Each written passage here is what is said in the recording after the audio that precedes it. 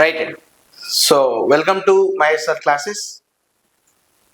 Free modern history classes ని discuss చేస్తున్నాం. Previous class లో మనము ఒక సెకండ్ చాప్టర్ ని ఎలాబరేట్ గా కంప్లీట్ చేసాం. నెక్స్ట్ థర్డ్ చాప్టర్ గురించి ఇవాల్టి క్లాస్ లో ఇవాల్టి సెషన్ లో డిస్కషన్ చేద్దాం. రెండో చాప్టర్ మొత్తం కూడా బ్రిటిష్ ఆక్రమణల గురించి డిస్కస్ చేసాం. భారతదేశంలో మొట్టమొదటిగా బెంగాల్ని ఆక్రమించి చిట్ట చివరిగా అవధ్తో భారతదేశంలో బ్రిటిష్ ఆక్రమణలు క్లోజ్ అయ్యాయి. మీరు ఒక విషయం గమనించాలి, ఐరోపా వర్తకుల ఎంట్రన్స్ నుంచి బ్రిటిష్ వాళ్ళు ఆక్రమణ చేసిన తర్వాత భారతదేశంలో వాళ్ళు చేసినటువంటి నెక్స్ట్ పని ఏంటి సరే అంటే అడ్మినిస్ట్రేషన్, పరిపాలన చేయడం స్టార్ట్ చేశారు. సో థర్డ్ చాప్టర్ మొత్తం కూడా మనం పరిపాలనకు సంబంధించినటువంటి విషయాలు మాత్రమే డిస్కషన్ చేద్దాం. అందుకని థర్డ్ చాప్టర్ పేరు కూడా చూడండి, the British administration and policies, అంటే బ్రిటిష్ పరిపాలన మరియు విధానాలకు సంబంధించినటువంటివన్నీ కూడా ఈ చాప్టర్లో డిస్కషన్ చేస్తాం. భారతదేశంలో బ్రిటిష్ పాలన నార్మల్గా జరగలేదు. ఎలా జరిగిందంటే, ఒకసారి మనం స్ట్రక్చర్ చూసుకున్నట్లయితే, పరిపాలన స్ట్రక్చర్ చూసుకున్నట్లయితే, ఏ వ్యవస్థ అయినా సరే వాళ్ళు తయారు చేసినటువంటి వ్యవస్థనే ఈరోజు కూడా మనం ఉపయోగిస్తూ ఉన్నాం. ఎలా సరే అంటే, భారతదేశంలో బ్రిటిష్ వాళ్ళు రెవెన్యూ పాలనను, న్యాయ పాలనను, సివిల్ సర్వీసెస్ ద్వారా 50% ఆఫ్ బ్రిటిష్ ఇండియా మొత్తాన్ని కూడా పరిపాలనలో చేశారు. అందులో రెవెన్యూ పాలన ఉంది, అందులో న్యాయ పరిపాలన ఉన్నవి, అందులో సివిల్ సర్వీసెస్, ఈ మూడు కలిస్తేనే పరిపాలించడం సులభంగా వాళ్ళకి జరిగింది. ఈ మూడు పరిపాలనలు కూడా మనకి నెంబర్ ఆఫ్ టైమ్స్ ప్రీవియస్లో ఎగ్జామ్లో అడిగాడు. అయితే భారతదేశంలో పరిపాలన చేయాలంటే అంత ఆషామాషి విషయం కాదు ఆ రోజుల్లో ఉన్నటువంటి ఈస్ట్ ఇండియా కంపెనీకి. ఎందుకంటే ఈస్ట్ ఇండియా కంపెనీ వచ్చిందే లండన్ పర్మిషన్ ఇస్తే రావడం జరిగింది. అంటే ఇప్పుడు భారతదేశంలో డైరెక్ట్గా నేను ప్రధానమంత్రి ఉంటా, డైరెక్ట్గా భారతదేశంలో నేనే పరిపాలించుకుంటా అంటే లండన్ గవర్నమెంట్ ఊరుకోదు. సో నువ్వు ఎవరు పర్మిషన్ తీసుకోవాలి? లండన్ గవర్నమెంట్ పర్మిషన్ తీసుకోవాలి. అందుకనే పరిపాలనా స్వరూపం ఒకసారి చూసుకున్నట్లయితే ఎలా ఉంది సార్ అంటే, బ్రిటిష్ పార్లమెంట్లో చేసిన చట్టాలు లండన్లో ఒక వ్యవస్థను ఏర్పాటు చేయడము, భారతదేశంలో మరొక వ్యవస్థను ఏర్పాటు చేయడమే జరిగినది. అంటే భారతదేశంలో పరిపాలన కొనసాగాలి అంటే ముందు లండన్ పార్లమెంట్లో చట్టం కావాలి. అంటే లండన్ పార్లమెంట్లో ఉన్నటువంటి మెంబర్ ఆఫ్ పార్లమెంట్ ఎంపీలు ఎవరైతే ఉన్నారో, అక్కడ ఉన్నటువంటి పార్టీలోని ఎంపీలు ఎవరైతే ఉన్నారో ఒక యాక్ట్ని తీసుకొచ్చి, చట్టాన్ని తీసుకొచ్చి, ఆ చట్టాన్ని నామమాత్రంగా కాకుండా పూర్తి స్థాయిలో చట్టాన్ని తీసుకొచ్చి ఆ చట్టాన్ని భారతదేశంలో ఇంప్లిమెంటేషన్ చేయాలంటే ముందు ఎక్కడ యాక్సెప్ట్ కావాలి సార్ అంటే లండన్లో యాక్సెప్ట్ కావాలి. అంటే పరిపాలన ఏమో భారతదేశము, అజమాయిషేమో లండన్లో జరుగుతూ ఉంటుంది. ఓకేనా? భారతదేశంలో అడ్మినిస్ట్రేషన్ ఈస్ట్ ఇండియా కంపెనీ చేయాలి అంటే ముందు ఎవరు పర్మిషన్ ఇవ్వాలి? లండన్ గవర్నమెంట్ ఇవ్వాలి. అందుకనే బ్రిటిష్ పార్లమెంట్ చేసినటువంటి చట్టాలు భారతదేశంలో వర్తిస్తూ ఉంటాయి. ఓకేనా? సో కాబట్టి మనం ముందుగా ఏం చేయాలి, అసలు భారతదేశానికి సంబంధించినటువంటి చట్టాలు, భారతదేశానికి సంబంధించినటువంటి పరిపాలన, భారతదేశానికి సంబంధించినటువంటి రెవెన్యూ పాలన, భారతదేశానికి సంబంధించినటువంటి న్యాయ పరిపాలన, భారతదేశానికి సంబంధించినటువంటి ఏ రకమైనటువంటి పరిపాలన జరుగుతూ ఉంది అంటే కారణం ఏంటి సార్ అంటే లండన్లో ఆ వ్యవస్థ యాక్సెప్ట్ చేసింది అని అర్థం. ముందు అసలు లండన్లో ఎలా ఉందో చూసుకొని భారతదేశంలోకి వద్దాం. ఒకసారి లండన్ పరిపాలన సిస్టాన్ని చూసుకున్నట్లయితే, ఓకేనా, దీన్నే లండన్ అడ్మినిస్ట్రేషన్ సిస్టమ్ అని పిలుస్తూ ఉంటారు. లండన్ అడ్మినిస్ట్రేషన్ సిస్టమ్ చూసుకున్నట్లయితే లండన్ అడ్మినిస్ట్రేషన్లో భారత్ పాలనపై పర్యవేక్షణ అధికారాలు కలిగి ఉండేటువంటి రెండు వ్యవస్థలను ఎక్కడ ఏర్పాటు చేసుకున్నారు సరే అంటే లండన్లో ఏర్పాటు చేసుకున్నారు. అంటే భారతదేశంలో నువ్వు పరిపాలన చేయాలి అంటే లండన్ లో రెండు రకాల వ్యవస్థలు ఉన్నాయి. ఒకటో వ్యవస్థ పేరేంటి సార్ అంటే కోర్ట్ ఆఫ్ డైరెక్టర్స్. రెండో వ్యవస్థ పేరేంటి సార్ అంటే బోర్డ్ ఆఫ్ కంట్రోల్. ఇవి రెండు కూడా ఎవరిని ఆజమాయిషి చేస్తున్నాయి? భారతదేశంలో పరిపాలన చేసేటువంటి వ్యక్తులపై ఆజమాయిషి చేస్తూ ఉన్నాయి. సో లండన్ లో భారతదేశానికి సంబంధించి ఎన్ని వ్యవస్థలు ఉన్నాయి సార్ అంటే రెండు వ్యవస్థలు ఉన్నాయి. దాంట్లో కోర్ట్ ఆఫ్ డైరెక్టర్స్ అంటే ఏంటి సార్ అంటే భారతదేశంలో మనకి 1773 రెగ్యులేటింగ్ యాక్ట్ అంటే 1773 రెగ్యులేటింగ్ చట్టం ద్వారా మొత్తం 24 మంది కంపెనీ డైరెక్టర్లు ఇందులో సభ్యులుగా ఉంటారు. దేంట్లో? కోర్ట్ ఆఫ్ డైరెక్టర్లు. ఏ కంపెనీ వాళ్ళు? ఈస్ట్ ఇండియా కంపెనీ వాళ్ళు. ఇప్పుడు నేను మొత్తం లండన్ గురించి చెప్తా ఉన్నాను. కోర్ట్ ఆఫ్ డైరెక్టర్స్ లో 1773 లండన్ రెగ్యులేటింగ్ చట్టం ప్రకారము 24 మంది కంపెనీ డైరెక్టర్లు దీంట్లో ఉంటారు. ఓకేనా? అంతేకాకుండా ఇక్కడ రెండో సిస్టమ్ ఏంటి సార్ అంటే బోర్డ్ ఆఫ్ కంట్రోల్. ఏమని పిలుస్తారండి? Board of control. Board of control ఏం చెప్తుంది?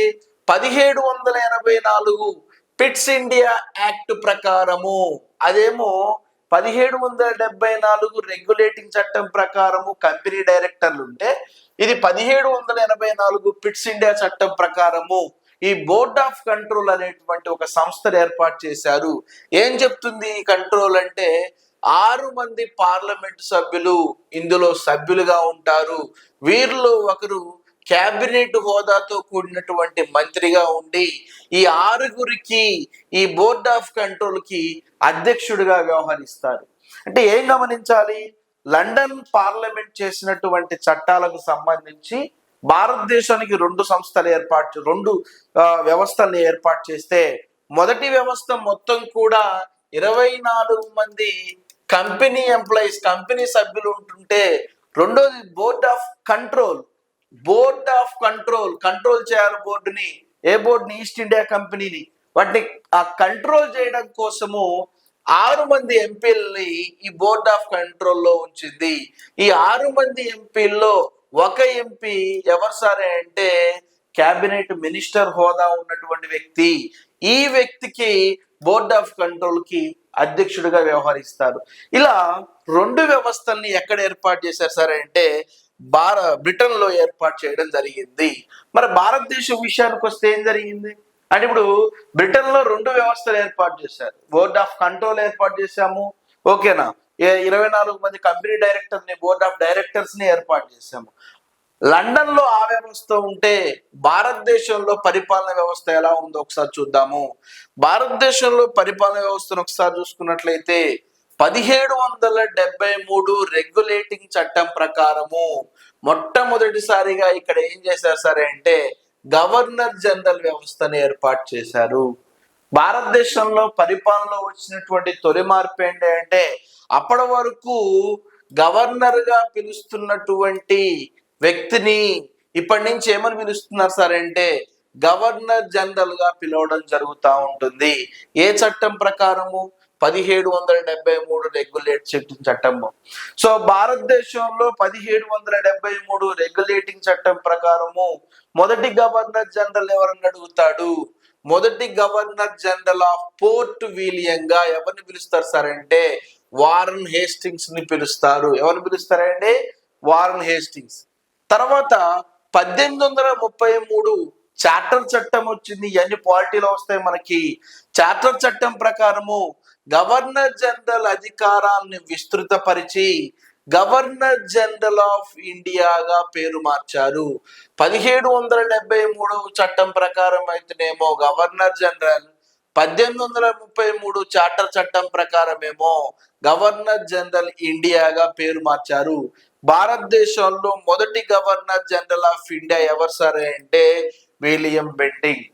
గవర్నర్ జనరల్ అంటేనేమో వారన్ హేస్టింగ్స్ అనండి, గవర్నర్ జనరల్ ఆఫ్ ఇండియా అంటేనేమో విలియం బెంటింగ్ అండి. ఓకేనా? నెక్స్ట్ 1773 రెగ్యులేటింగ్ చట్టం ప్రకారము గవర్నర్ జనరల్ ఎగ్జిక్యూటివ్ కౌన్సిల్ ని ఒకటి ఏర్పాటు చేయడము భారతదేశంలో చేశారు. ఈ గవర్నర్ జనరల్ ఎగ్జిక్యూటివ్ కౌన్సిల్ ని ఏర్పాటు చేసి దీంట్లో ఎంతమంది సభ్యులు ఉంచారు సరే అంటే 4 సభ్యులు ఉంచారు.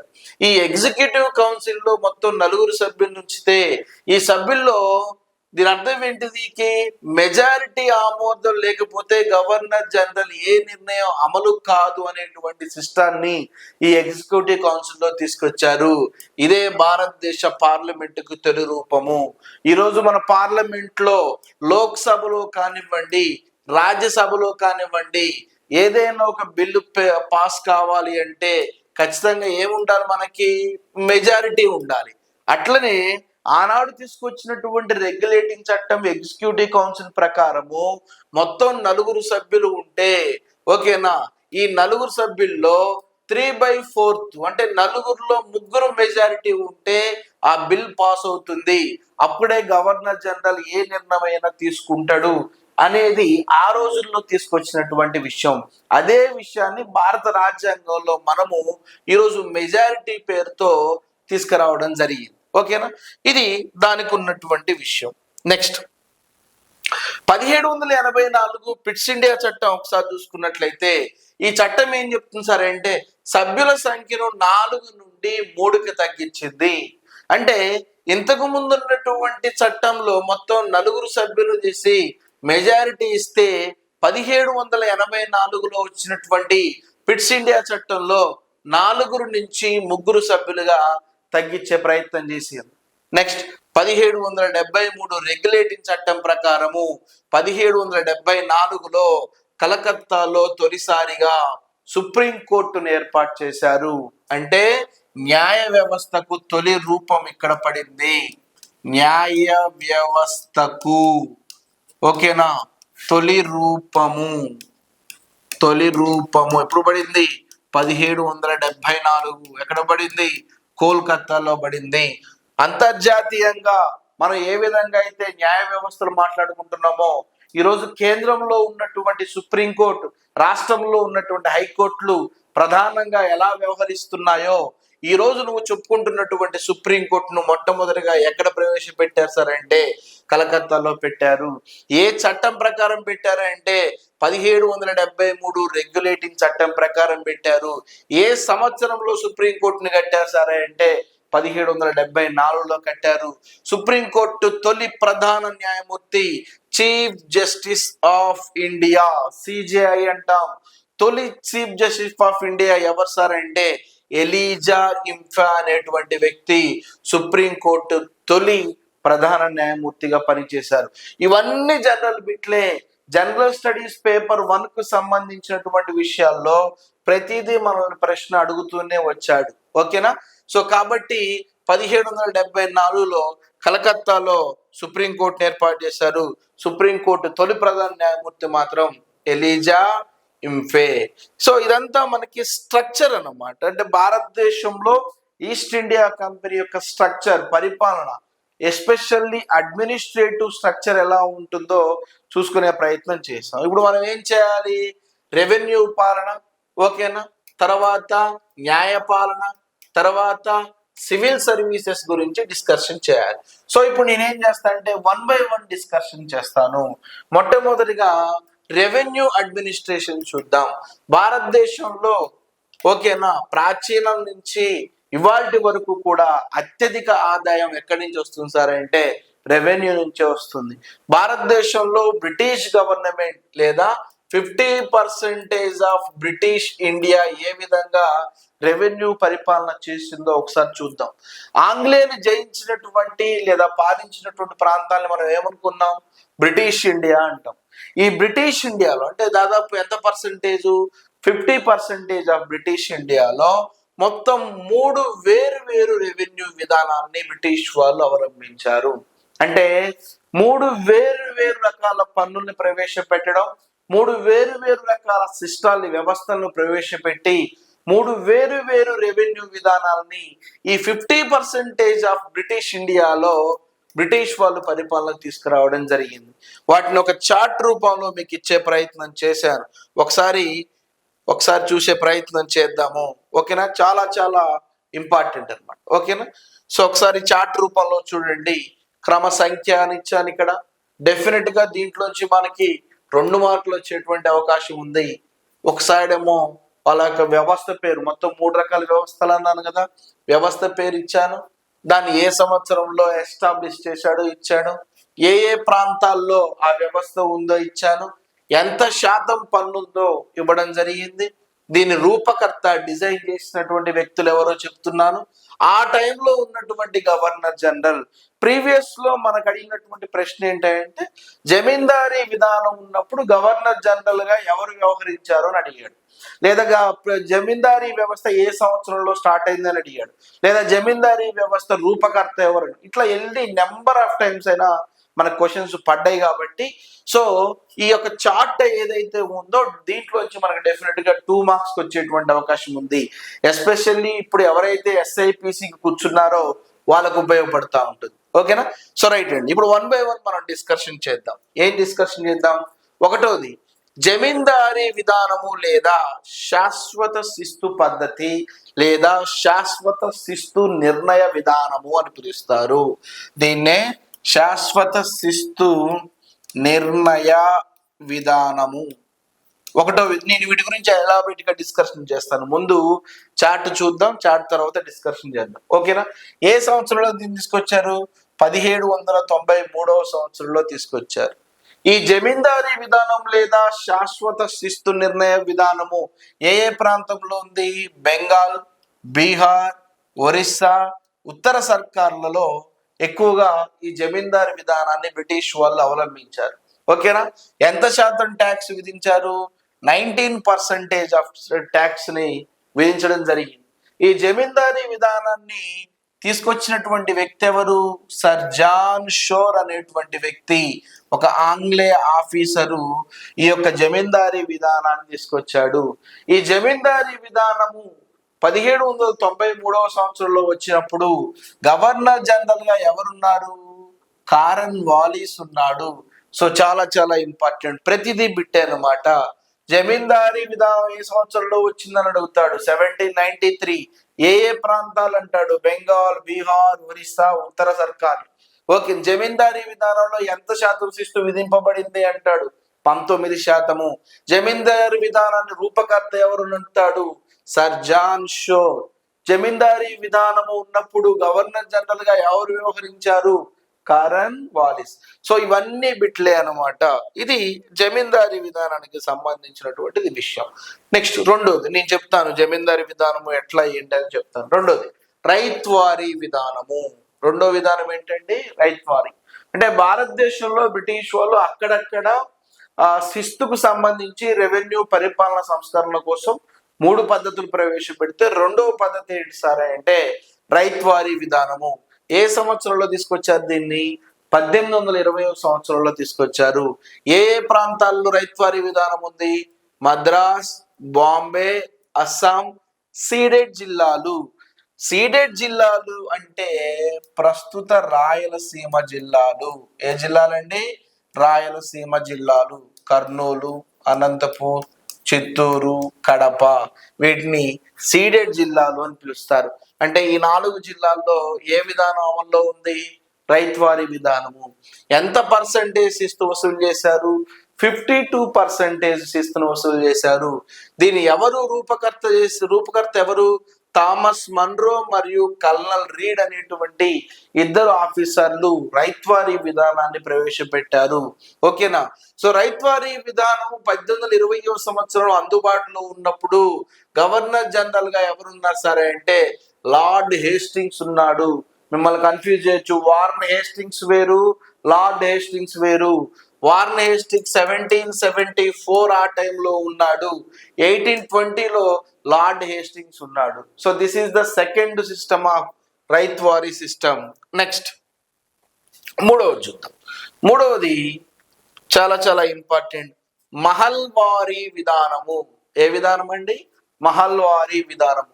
ఏ సంవత్సరంలో దీన్ని ప్రవేశపెట్టారు? 1833లో దీన్ని ప్రవేశపెట్టారు. ఏ ఏ ప్రాంతాలు?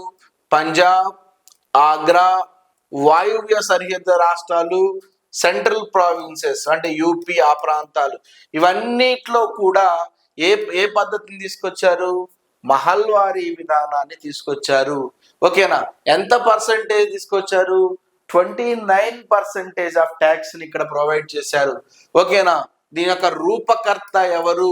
రూపకర్త వచ్చేసి మిస్టర్ ఆర్ఎం బర్డ్ అనేటువంటి వ్యక్తి రూపకర్త.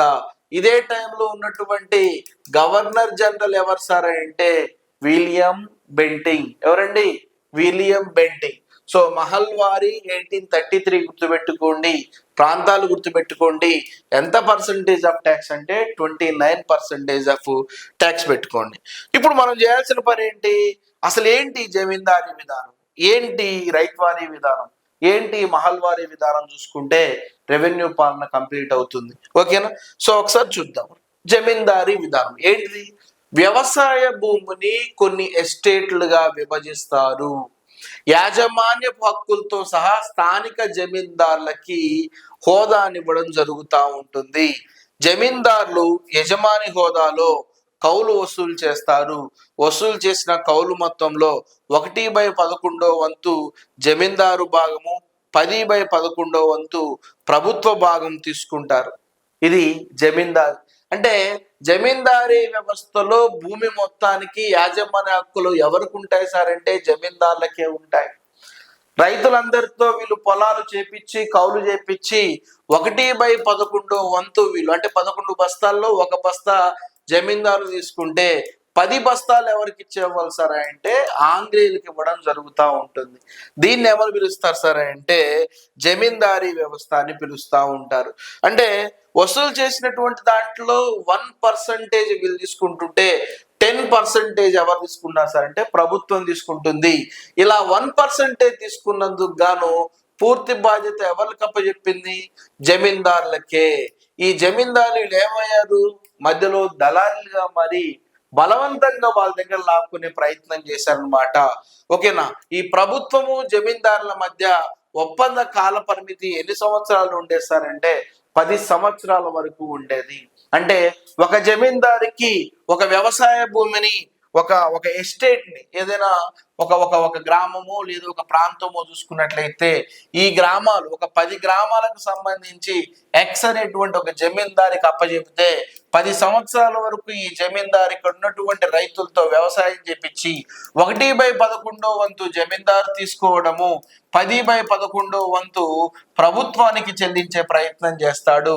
ఇలా చేయడాన్ని ఏమని పిలుస్తారు సార్ అంటే జమీందారీ వ్యవస్థ అంటారు.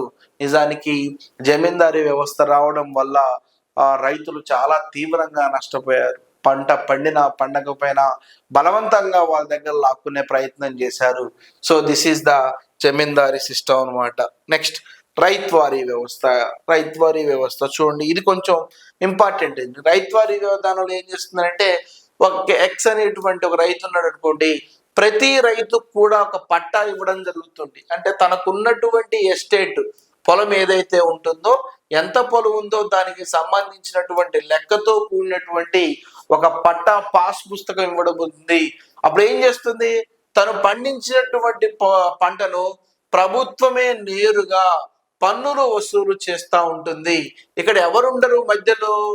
జమీందారులు ఉండరు. అంటే మధ్యవర్తులు అనేటువంటి వ్యక్తులు ఉండరు. దీంతో దళారీ వ్యవస్థ అనేది ఉండదు. అంటే డైరెక్ట్ కమ్యూనికేషన్కి ఎవరెవరికి ఉంటుంది? ప్రభుత్వానికి రైతులకు మధ్యలో ఉంటుంది. ఈ ప్రభుత్వము డైరెక్ట్ గా రైతుల దగ్గర పన్నులు వసూలు చేస్తుంది. ఈ పన్నులు వసూలు చేసుకోవడానికి ప్రభుత్వము ఒక అధికారిని నియమిస్తుంది. ఆ అధికారిని ఈరోజు మనం ఏమని పిలుస్తున్నాం సార్ అంటే విఆర్ఓ అని పిలుస్తున్నాం, విలేజ్ రెవెన్యూ ఆఫీసర్.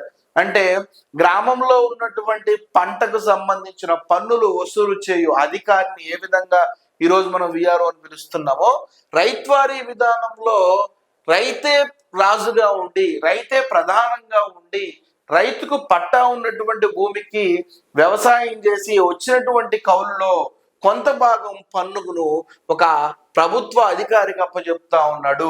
ఇందులో ఏ దళారీ ఉండడు, ఏ మధ్యవర్తి ఉండడు, ఏ జమీందారు ఉండడు.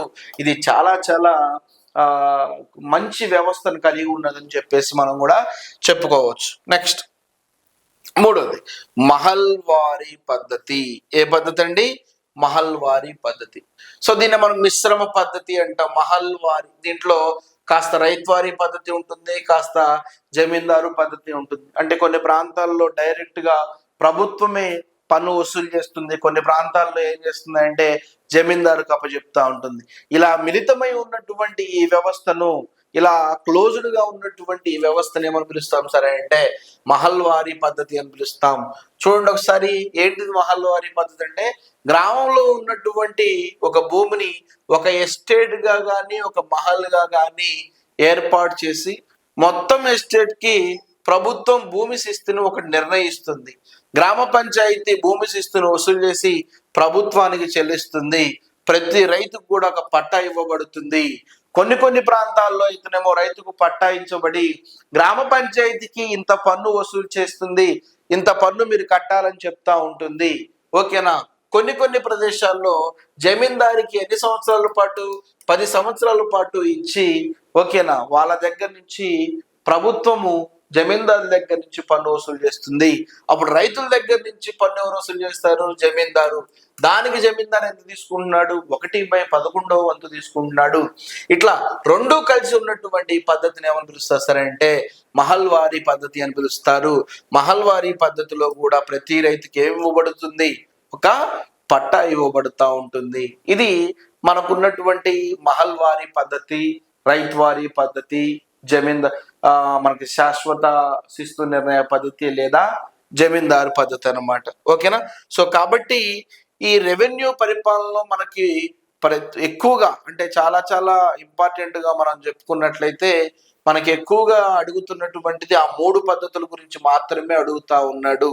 ఆ 3 పద్ధతులను చూసుకునే ప్రయత్నం చేయండి. ఓకేనా? సో మనకి రెవెన్యూ పాలన తర్వాత మనం ఆంగ్లేయులు తీసుకొచ్చినటువంటి ఇంకొక పరిపాలనే జ్యుడిషియరీ సిస్టము. దీన్నే మనము న్యాయ వ్యవస్థకు సంబంధించి న్యాయ సంస్కరణలు అంటాము. సో న్యాయము అనగానే మనకి ఏం గుర్తు రావాలి? కోర్టులు గుర్తు రావాలి, న్యాయస్థానాలు గుర్తు రావాలి. 1774లో కోల్కత్తాలో మొట్టమొదటిసారిగా ఏం ఏర్పాటు చేశారు? సుప్రీం కోర్టును ఏర్పాటు చేశారు. తొలి ప్రధాన న్యాయమూర్తి ఎవరని చెప్పాను? ఎలీజా ఇంఫే అని చెప్పాను. అంటే భారతదేశంలో జరిగినటువంటి ఏ సంఘటనలకైనా న్యాయం కావాలన్న ఉద్దేశంతో ఓకేనా న్యాయంలో కూడా అనేక సంస్కరణలు తీసుకొచ్చారు. అంతకు ముందున్నటువంటి న్యాయ వ్యవస్థను బలోపేతం చేయడానికి బ్రిటిష్ గవర్నమెంట్ ఎస్పెషల్లీ ఆనాడు ఉన్నటువంటి ఈస్ట్ ఇండియా కంపెనీ ఏం చేసిందంటే అనేక రకాల మార్పులు తీసుకొచ్చింది. దాంట్లో ఒక్కొక్క గవర్నర్ ఒక్కొక్క మార్పులు తీసుకొచ్చాడు. ముందుగా మనం వారన్ హేస్టింగ్స్ గురించి డిస్కషన్ చేద్దాము. వారన్ హేస్టింగ్స్ ఏం చేశాడు? ఈయన రాగానే మొట్టమొదటిగా దివ్య పరీక్షలన్నిటినీ రద్దు చేసి జ్యూరీ వ్యవస్థను ప్రవేశపెట్టాడు. దివ్య పరీక్షలు అంటే ఏంటో మీకు తెలవాలి. దివ్య పరీక్షలు అంటే మత గ్రంథాల ఆధారంగా తీర్పు ఇవ్వడము. ఇదొక గుడ్డి తీర్పు లాంటిది. మత గ్రంథాల ఆధారంగా తీర్పు ఇవ్వడము. నీ మతంలో ఈ తప్పు చేస్తే దీనికి ఏ శిక్ష వేస్తున్నావు అనేది నీ గ్రంథం చెప్తే దాన్ని గుడ్డిగా వేయడమే. దాన్ని ఏమని పిలుస్తారంటే దివ్య పరీక్షలు అని పిలుస్తారు. నీ మత గ్రంథంలో వేడి కాలేటువంటి నూనెలో చెయ్యి పెడితే నీ చెయ్యి కాలకపోతే నువ్వు తప్పు చేయని వాడిగా నీ మత గ్రంథం చెప్తా ఉంటుంది. నువ్వు ఆటోమేటిక్గా వేడి నూనెలో చేయి పెట్టాలి. ఇటువంటివి జల దివ్య, అగ్ని దివ్య, రకరకాల కుండలి దివ్య, అనేక రకాల కుండలు పెడతారు. ఒక 6 రకాల కుండల్ని పెడతారు. 6 విషపు పాములు పెడతాడు, ఒక దాంట్లో పెట్టాడు. నువ్వు ఆ పాములు దాంట్లో కుండలో చేయి పెట్టమంటాడు. అంటే ఈ రకమైనటువంటి పరీక్షలను ఏమని పిలుస్తారు సార్ అంటే దివ్య పరీక్షలు అంటారు. అంటే వారన్ హేస్టింగ్స్ రావడానికంటే ముందు భారతదేశంలో ఏ రకమైనటువంటి న్యాయం ఉండేది సార్ అంటే దివ్య పరీక్షల రూపంలో ఉండేది. ఎప్పుడైతే భారతదేశంలోకి వారన్ హేస్టింగ్స్ ఎంటర్ అయ్యాడో దివ్య పరీక్షలను రద్దు చేసి జ్యూరీ వ్యవస్థను ప్రవేశపెట్టాడు. జ్యూరీ వ్యవస్థ అంటే ఏంటి? అసలు ఏంటి జరిగిందా లేదా, ఓకేనా, మనం ఈ రోజు ఏ విధంగా అయితే ఒక పోలీస్ స్టేషన్ కి వెళ్ళి కంప్లైంట్ ఇస్తే ఓకేనా ఎఫ్ఐఆర్ ఏ విధంగా, ఫస్ట్ ఇన్ఫర్మేషన్ రిపోర్ట్ ఏ విధంగా అయితే ఇచ్చిన తర్వాత వాళ్ళు ఎంక్వైరీ స్టార్ట్ చేస్తారో, ఓకేనా, ఒక క్రమ పద్ధతిలో ఒక చదువుకున్న సిస్టంలో ఏ విధంగా అయితే ఇంగ్లాండ్ వ్యవస్థలో జరుగుతూ ఉంటుందో అటువంటి వ్యవస్థను జ్యూరీ వ్యవస్థ అని పిలుస్తారు. సో వార్న్ హేస్టింగ్స్ దివ్య పరీక్షలు రద్దు చేసి జ్యూరీ వ్యవస్థను తీసుకొచ్చాడు. అంతేకాకుండా వార్న్ హేస్టింగ్స్ తీసుకొచ్చినటువంటి ఇంకొక గొప్ప సంస్కరణ ఏంటి సరే అంటే, అప్పటి వరకు ఉన్నటువంటి తాత్కాలిక న్యాయస్థానాల ప్లేస్ లో శాశ్వత న్యాయస్థానాలను ఏర్పాటు చేశాడు. చాలా చాలా ఇంపార్టెంట్, ఇవాటికి మనం ఉపయోగిస్తా ఉన్నాము. ఓకేనా, వార్న్ హేస్టింగ్స్ తీసుకొచ్చినటువంటి శాశ్వత న్యాయస్థానాలు ఏంటి సరే అంటే, ఒకటి నిజామత్ అదాలత్, రెండోది దివానీ అదాలత్. నిజామత్ అదాలత్ అంటే క్రిమినల్ కోర్టులని అర్థము, దివానీ అదాలత్ అంటే ఈరోజు సివిల్ కోర్టులని అర్థము. అంటే భూ తగాదాలు, భూ పరిష్కారము ఏదైతే ఉంటున్నాయో అవన్నీ సివిల్ కోర్టు చూసుకుంటుంది. మర్డర్ కానీ ఏదైనా అటెంప్ట్ కి సంబంధించినటువంటి విషయాలు అయితేనేమో క్రిమినల్ కోర్టులో శాశ్వత పరిష్కారం ఉంటుంది. సో వార్న్ హేస్టింగ్స్ ఈ రెండు రకాల న్యాయస్థానాలను ఏర్పాటు చేశాడు. భారతదేశంలో బ్రిటిష్ వాళ్ళు తీసుకున్నటువంటి గొప్ప నిర్ణయాల్లో ఈ నిర్ణయాలు కూడా ఒకటి. నెక్స్ట్, భారతదేశంలో వచ్చినటువంటి ఇంకొక గవర్నర్ జనరల్ ఎవరు సార్ అంటే కారన్ వాలిస్. ఎవరండి? కారన్ వాలిస్. ఈయనేం చేశాడు న్యాయ వ్యవస్థకు సంబంధించి? ఈయన మొట్టమొదటిసారిగా మొబైల్ కోర్ట్స్ని ఏర్పాటు చేశాడు. సంచార న్యాయ వ్యవస్థలను, సంచార న్యాయస్థానాలను ఏర్పాటు చేశారు. ఈరోజు మనం మొబైల్ కోర్ట్ అయితే ఏ విధంగా పిలుస్తున్నామో ఆ మొబైల్ కోర్ట్స్ కి పితామహుడు ఎవరు సార్ అంటే కారన్ వాలిస్.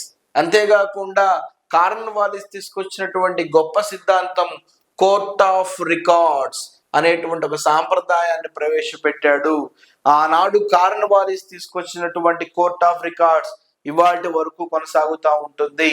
కోర్టులో జరిగేటువంటి వాదనలన్నింటినీ కూడా రికార్డు రూపంలో భద్రపరచాలని చెప్పేసి కోర్ట్ ఆఫ్ రికార్డ్ అనేటువంటి కాన్సెప్ట్ తీసుకొచ్చిన వ్యక్తి ఎవరు సార్ అంటే కారన్ వాలిస్. అంతేకాకుండా న్యాయస్థానాల రుసుమును రద్దు చేశాడు. ఏదైనా న్యాయస్థానానికి వెళ్ళాలంటే డబ్బులు కట్టాలి, ఆ రోజుల్లో ఏ డబ్బులు కట్టాల్సిన అవసరం లేదని కారన్ వాలిస్ న్యాయస్థానాలకి ఆ రుసుములను కూడా రద్దు చేశాడు. అది కారన్ వాలిస్ చేసినటువంటి గొప్పతనం. నెక్స్ట్, కారన్ వాలిస్ తర్వాత వచ్చినటువంటి గవర్నర్ జనరల్ ఆఫ్ ఇండియా ఎవరు సార్ అంటే మిస్టర్ విలియం బెంటింగ్. ఏనేం చేశాడో చూద్దాం. ఇతను సంచార న్యాయస్థానాలను రద్దు చేశాడు. మనం ఇందాక వచ్చినటువంటి గవర్నర్ జనరల్ మొబైల్ కోర్ట్స్ ఏర్పాటు చేస్తే ఇతను ఎందుకో మొబైల్ కోర్ట్స్ రద్దు చేశాడు. నెక్స్ట్, 1833 చార్టర్ చట్టం ప్రకారము ఫస్ట్ లా కమిషన్ ని ఏర్పాటు చేసినటువంటి మొట్టమొదటి పర్సన్ ఎవరు సార్ అంటే విలియం బెంటింగ్. ఏ సంవత్సరంలో? 1834 సంవత్సరంలో మొట్టమొదటి లా కమిషన్ ని ఏర్పాటు చేసి దానికి ఒక చైర్మన్ ఉంచాడు. మొదటి లా కమిషన్ చైర్మన్ ఎవరు సార్ అంటే లార్డ్ మెకాలే. ఇదండి లార్డ్ మెకాలే. ఈ ఫస్ట్ లా కమిషనే కొన్ని చట్టాలను క్రోడీకరించింది. ఆ చట్టాల ద్వారానే ఈరోజు భారతదేశం మొత్తం కూడా చట్టాలన్నింటినీ కూడా అప్రూవల్ నడుస్తూ ఉన్నవి. ఓకేనా, ఫస్ట్ లా కమిషన్ ఇచ్చినటువంటి చట్టాలను ఒకసారి చూసుకున్నట్లయితే సిపిసి 1859, ఐపిసి 1860, సిపిసి 1861. సిపిసి అంటే సివిల్ ప్రొసీజర్ కోడ్ 1859, ఐపిసి అంటే ఇండియన్ పీనల్ కోడ్ 1860, సిపిసి అంటే క్రిమినల్ ప్రొసీజర్ కోడ్ 1861. వీటి ప్లేస్ లో ఇప్పుడు కొత్తగా ఏం తీసుకొచ్చేస్తారంటే బిఎన్ఎస్ అనేటువంటి వ్యవస్థను తీసుకొచ్చారు. సపరేట్ గా పాలిటీలో వస్తుంది. But first law commission lord Macaulay మనకి ఇచ్చినటువంటి చట్టాల్లో సిపిసి సివిల్ ప్రొసీజర్ కోడ్ ఏ ఇయర్ లో వచ్చింది? 1859 లో తీసుకొచ్చాడు. ఐపిసి సెక్షన్ ఏ ఇయర్ లో వచ్చింది? 1860 లో తీసుకొచ్చాడు. సిపిసి క్రిమినల్ ప్రొసీజర్ కోడ్ 1861 లో తీసుకొచ్చాడు. ఇలా 3 రకాల చట్టాలను క్రోడీకరించి భారతదేశంలోనే మొట్టమొదటిసారిగా విలియం బెంటింగ్ ఏం చేశాడు సార్ అంటే లా కమిషన్ ఏర్పాటు చేశాడు. ఇతని తర్వాత వచ్చినటువంటి గవర్నర్ జనరల్ ఎవరు సార్ అంటే లార్డ్ కానింగ్. ఎవరండి? Lord Canning. ఈయన ఏం చేశాడు? 1861 లో హైకోర్టు చట్టాన్ని తీసుకొచ్చాడు. ఇప్పటి వరకు ఏ కోర్టు ఉంది మనకి? Supreme court. ఏ సంవత్సరంలో? 1774లో ఉంది.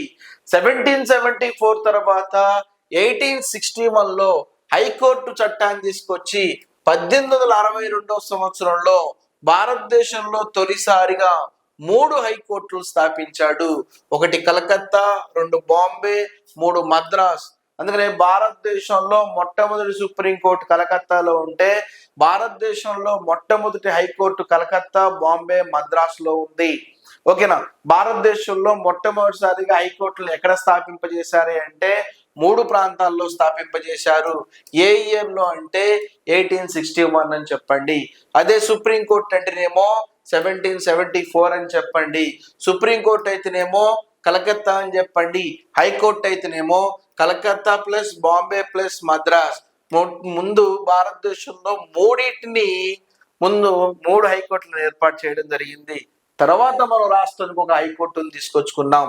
అంటే భారతదేశంలో హైకోర్టు అనేటువంటి వ్యవస్థను తీసుకొచ్చిన వ్యక్తి ఎవరు సార్ అంటే లార్డ్ కానింగ్. ఏ ఇయర్? 1861. చాలా చాలా ఇంపార్టెంట్. ఓకేనా? నెక్స్ట్, ఇవన్నీ చేశారు. ఓకేనా? అనేక రకాల మనకి ఐపీసీ సెక్షన్లు తీసుకొచ్చారు, లా కమిషన్ ఏర్పాటు చేశారు, సుప్రీంకోర్టును తీసుకొచ్చారు, హైకోర్టును తీసుకొచ్చారు, దివ్య పరీక్షలు రద్దు చేశారు. ఓకేనా? ప్రొఫెషనల్ గా ఎంక్వైరీ స్టార్ట్ చేశారు. న్యాయ వ్యవస్థలో అనేక రకాల మార్పులు చేసినటువంటి వీళ్ళు, ఓకేనా, ఒక చిన్న లోపం కూడా ఉంది. ప్రధానమైన లోపం ఏంటి సార్ అంటే జాతి వివక్షత. వాడు తెల్లవాడు, వీడు నల్లవాడు అనేటువంటి వివక్షత, విపరీతమైన వివక్షత ఉంది. 1883లో వైస్రాయ్ రిప్పన్ ఆదేశాల మేరకు ఇల్బర్ట్ అనేటువంటి ఒక బిల్లుని చేస్తే, ఇల్బర్ట్ ఒక బిల్లును ప్రవేశపెట్టాడు. భారతీయ జడ్జిలకు తెల్లవారిని విచారించే అధికారము ఇల్బర్ట్ తన యొక్క బిల్లులో పొందుపరిస్తే 1884 సంవత్సరంలో ఇల్బర్ట్ పెట్టిన బిల్ అనేది లండన్ లండన్ పార్లమెంట్ లో బిల్లు వీగిపోయింది, బిల్లు పడిపోయింది. అంటే ఈ యొక్క ఇల్బర్ట్ ఏం చేశాడు సరే అంటే న్యాయ వ్యవస్థ ఎవరికైనా న్యాయ వ్యవస్థే. ఎవడు తప్పు చేసినా వాడు శిక్షింపబడాలి, తెల్లవాడు తప్పు చేసినా శిక్షింపబడాలి, నల్లవాడు జడ్జి ఉంటే తెల్లవాడిని విచారించే అధికారం ఉంది అని ఇల్బర్ట్ ఒక బిల్లుని ప్రవేశపెట్టాడు 1884 లండన్ పార్లమెంట్ లో. సో దానికి వాళ్ళకి మింగుడు పడలేదు. ఆ యొక్క ఇల్బర్ట్ బిల్లు ఇది భారతీయులు తెల్లవారిని విచారించేది ఏంది, తెల్లవారిని విచారించే అధికారం వాళ్ళకి ఎందుకు ఇవ్వాలని చెప్పేసి ఇల్బర్ట్ బిల్లును రద్దు చేయడంతో ఓకేనా లార్డ్ రిప్పన్ రాజీనామా చేసి వెళ్ళిపోవడం జరిగిందనమాట. ఇది భారతదేశంలో బ్రిటిష్ కు సంబంధించినటువంటి న్యాయ వ్యవస్థలో అనేక రంగాల మంచి ఉన్నప్పటికీ కూడా కాస్త లోపాలు ఉన్నాయి. బ్రిటిష్ వాడిని విచారించే అధికారం తెల్లవాడిని విచారించే అధికారము ఒక భారతీయుడికి ఇవ్వకపోవడంతో లార్డ్ రిప్పన్ రాజీనామా చేసి వెళ్ళిపోవడం జరిగింది. ఓకేనా? సో ఈ విధంగా భారతదేశంలో సుప్రీంకోర్టులు ఏర్పాటు చేసుకున్నాము, హైకోర్టులను ఏర్పాటు చేసుకున్నాము. ఓకేనా? అనేక రకాలైనటువంటి సెక్షన్లని ఐపీసీ, ఓకేనా, సిపిసి సెక్షన్లు తీసుకొచ్చుకున్నాము. ఈ రోజు వాటి స్థానంలో బిఎన్ఎస్ తీసుకొచ్చుకున్నాము. ఓకేనా? అనేక రకాల చట్టాలు తీసుకొచ్చుకున్నాము. మనకు అడిగేటువంటి ప్రశ్నలు ఎవరి ఆధ్వర్యంలో హైకోర్టు ఏర్పడిందని, ఏ గవర్నర్ జనరల్ ఆధ్వర్యంలో సుప్రీంకోర్టు వచ్చిందని, దివ్య పరీక్షలు రద్దు చేసింది ఎవరు, దివ్య పరీక్షల స్థానంలో జ్యూరీ వ్యవస్థను తీసుకొచ్చింది ఎవరు, వార్న్ హేస్టింగ్స్ తీసుకొచ్చిన సంస్కరణలు ఏంటి, కానింగ్ తీసుకొచ్చిన సంస్కరణలు ఏంటి. ఓకేనా? అంతేకాకుండా విలియం బెంటింగ్ తీసుకొచ్చినటువంటి సంస్కరణలు ఏంటి. వీటన్నిటి గురించి కూడా మనకి న్యాయ సంస్కరణల గురించి ఎక్కువగా ప్రశ్న అడుగుతాడు. ఇది మనకున్నటువంటి ఓకేనా, ఇది మనకున్నటువంటి రెవెన్యూ పాలన నెక్స్ట్ న్యాయ పరిపాలన. ఓకేనా? సో నెక్స్ట్ క్లాస్ లో మనము భారతదేశంలో బ్రిటిష్ వాళ్ళ సివిల్ సర్వీసెస్ గురించి డిస్కషన్ చేద్దాం. వాళ్ళ సివిల్ సర్వీసెస్ అడ్మినిస్ట్రేషనే ఈరోజు మనకు చాలా ఆదర్శంగా ఉంది. ఆ సివిల్ సర్వీసెస్ గురించి నెక్స్ట్ క్లాస్ లో డిస్కస్ చేద్దాం. Thank you.